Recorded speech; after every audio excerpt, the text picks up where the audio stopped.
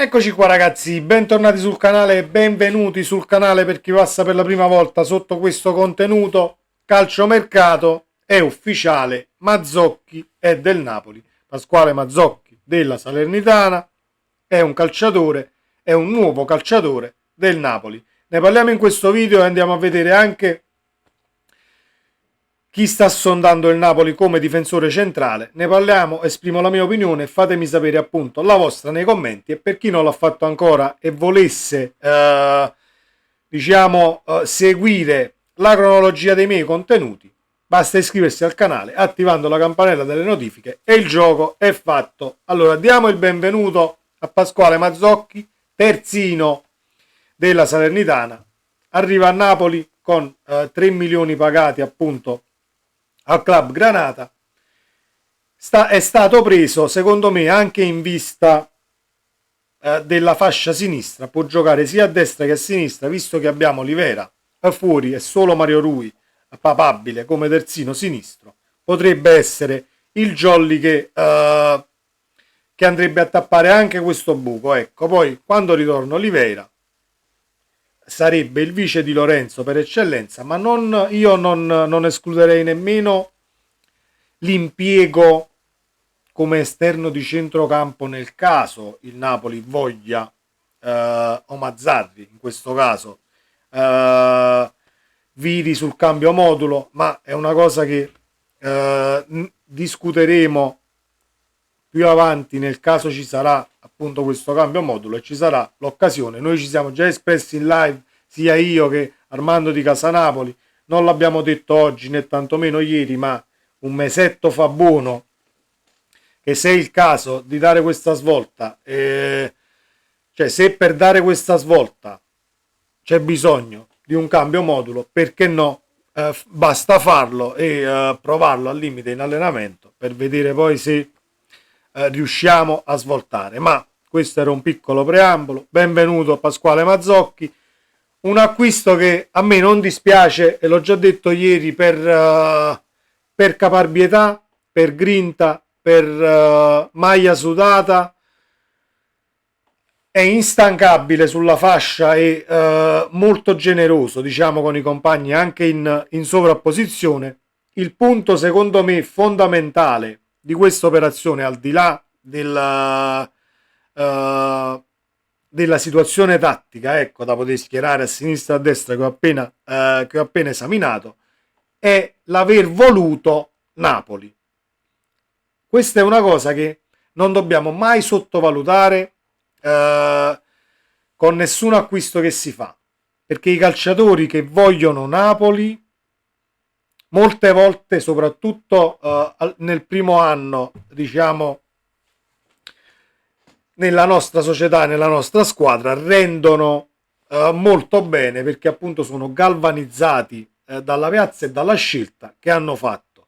Fattore assolutamente da non sottovalutare questo. Quindi vai Mazzocchi, dacci questa mano che ci serve, polmoni, fiato e quant'altro abbiamo bisogno su quella fascia, ma anche a sinistra in caso ce ne fosse bisogno, perché poi vorrebbe dire che nel caso vedessimo Mazzocchi a sinistra nella prossima partita, vorrebbe dire che abbiamo perso Mario Rui. E già per quanto riguarda gli infortuni ci abbiamo rimesso ultimamente il portiere. Speriamo che Gollini riesca a tirare un mese e mezzo, altrimenti giocheremo con Contini, per amor di Dio. Non boccio Contini senza nemmeno averlo visto, però situazione non semplice quella degli infortuni in casa Napoli.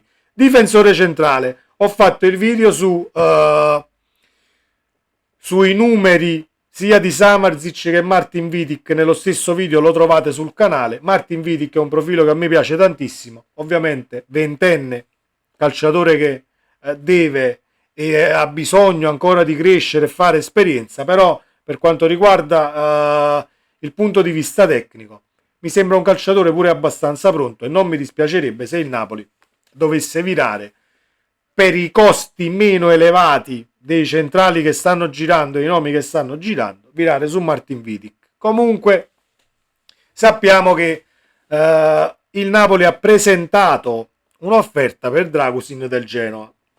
Dragusin del Genoa valutato tra i 30 e i 35 milioni. Sono d'accordo? Non proprio. 30 milioni secondo me potrebbe essere il tetto massimo, perché comunque mi devi ancora, cioè io parlo di 30 milioni e parliamo di 30 milioni per un calciatore che a me sì, sta dimostrando tantissimo a Genova, tutto quello che volete, è un calciatore che piace e non poco anche al sottoscritto, però se poi dobbiamo arrivare a 35 milioni per il cartellino si storce un po' il naso, ma queste sono cose che si dovevano sapere e si potevano sapere non facendo il mercato a giugno. Ti ritrovi a gennaio a pagare i calciatori 5, 6, 7 milioni in più di quanto costano, perché appunto è la fase di mercato dove c'è più speculazione rispetto a quella del mercato estivo. Dragusin valutato dai 30 ai 35 milioni. Sappiamo che il Napoli, dopo aver ufficializzato appunto Mazzocchi, hanno tentato un nuovo affondo per Dragusin, provando ad inserire anche la contropartita Ostigard.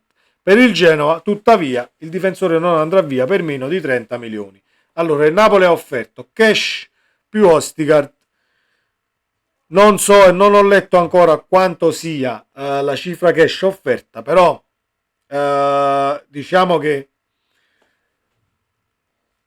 io prenderei un difensore, uno solo, tralasciando le partenze sulla linea di difesa e aspettando giugno poi per piazzare eventuali esuberi o chi è più dietro a livello tecnico di un altro. Serve un difensore. Se poi dobbiamo toglierci Ostigard, che da questo punto di vista quest'anno a livello in marcatura soprattutto ha steccato meno di altri, capite che poi ci andiamo a togliere un difensore che sta facendo una mezza annata decente rispetto ad altri, e ne prendiamo un altro che deve inserirsi, deve comunque tatticamente trovare un attimo la quadra. Io non lo so se può essere una scelta giusta mettere contropartite tecniche più cash per arrivare a un difensore come Dragusin, così come per arrivare ad altri calciatori. Io, quanto vuole? 30 milioni il Genova, lo vogliamo Dragusin? Perfetto, vai lì, ti presenti con i soldi tutti quanti e lo porti a casa, anche se si sta parlando tantissimo di questo difensore del Genova, ma il Tottenham è molto più avanti nella trattativa. Si dice che mancherebbero tra i 5 e i 7 milioni per affondare il colpo e rendere ufficiale il passaggio appunto alla squadra inglese. A me dispiacerebbe perché togliamo un difensore al campionato italiano in primis e lo facciamo andare in Inghilterra e perdiamo un altro difensore che potrebbe dare tantissimo al campionato italiano, ma ovviamente parliamo di società come il Genoa e parliamo di una società che se ti si presenta l'occasione 30 milioni sono tanti soldi sia per una società come il Genova, ma così come potrebbe esserlo per il Napoli. Assolutamente non è che il Napoli può vendere i difensori a 60 milioni e a 30 milioni ci sputa sopra, assolutamente, però per una società che è arrivata quest'anno, è ritornata quest'anno in Serie A, farebbero più che comodo. E poi dipende su chi vai a parare. Qui, perché per un difensore che esce anche in casa Genova deve esserci comunque un calciatore che entra, così come lo è Samardzic, esce dall'Udinese, l'Udinese deve comunque andare a tappare il buco vacante da Samardzic, ed ecco perché acceleriamo queste operazioni, perché altrimenti arriveremo a fine gennaio con una Supercoppa che chi lo sa come andrà a finire, al limite te la giochi o non te la giochi, a ridosso 2 settimane prima o 3 dell'inizio della Champions, stiamo ancora a valutare gli acquisti. Purtroppo è una cosa che bisogna capire ed è molto semplice. Non hai fatto mercato a giugno, devi riparare a gennaio. Devi essere consapevole che a gennaio, se per 3 acquisti per esempio spendi 120 milioni, a giugno ne avresti spesi 90 per gli stessi 3 calciatori. È una cosa normalissima che i prezzi si alzano, lievitano, appunto si chiama mercato di riparazione, perché vai a riparare errori o errori fatti sul mercato estivo o appunto infortuni che puoi avere in rosa e devi comunque andare a prendere dei calciatori per tappare i buchi a livello tattico. A me Dragusin non dispiace, non credo che il Napoli riesca però nell'affondo, visto che le sirene inglesi sono diciamo presenti e molto più serie per quanto riguarda il pagare moneta, vedere cammello, perché il Napoli si presenterà sempre con il calciatore vale 30, te ne do 28 più bonus, oppure 25 più bonus più una contropartita tecnica che può essere, che ne so, Zanoli, Zerbin, eccetera eccetera. Nel mercato di gennaio sono cose che non funzionano perché non ci sono le tempistiche giuste per poter agire in questo modo. Poi può darsi che De Laurentiis, lo scouting, Meluso, eccetera, eccetera, mi smentiscano già oggi e arrivi Dragusin a Napoli, ma non ci conto, non ci conto e lo ripeto e l'ho detto già ieri, al di là di Samardzic a me serve un altro centrocampista, o meglio al Napoli serve un altro centrocampista, perché anche se va in Coppa d'Africa ti ritrovi con Cajuste, Gaetano, Demme infortunato, Cajuste, Gaetano, Lobotka, Zielinski e forse Samardzic. Zielinski ce l'hai fuori, Zielinski è promesso all'Inter.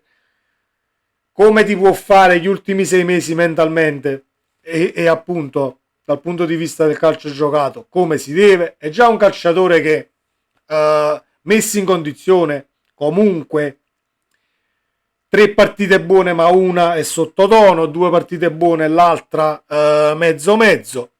A livello di rendimento non è al 100% tutte le partite, figuriamoci con una situazione del genere per la testa, dove sai perfettamente che andrei via a giugno. Poi ho anche letto il Napoli lo manderebbe anche via adesso con un conguaglio di 10 milioni e va via adesso. Non lo so se l'Inter faccia questa operazione in entrata a gennaio per quanto riguarda le casse e cose da rispettare in casa Inter. Poi tutto può essere, può darsi pure che ci si accordi e il Napoli prende altri 10 milioni, ma ti ritroveresti comunque a dover fare entrare subito un altro centrocampista, perché poi a livello numerico diventi molto corto, ecco.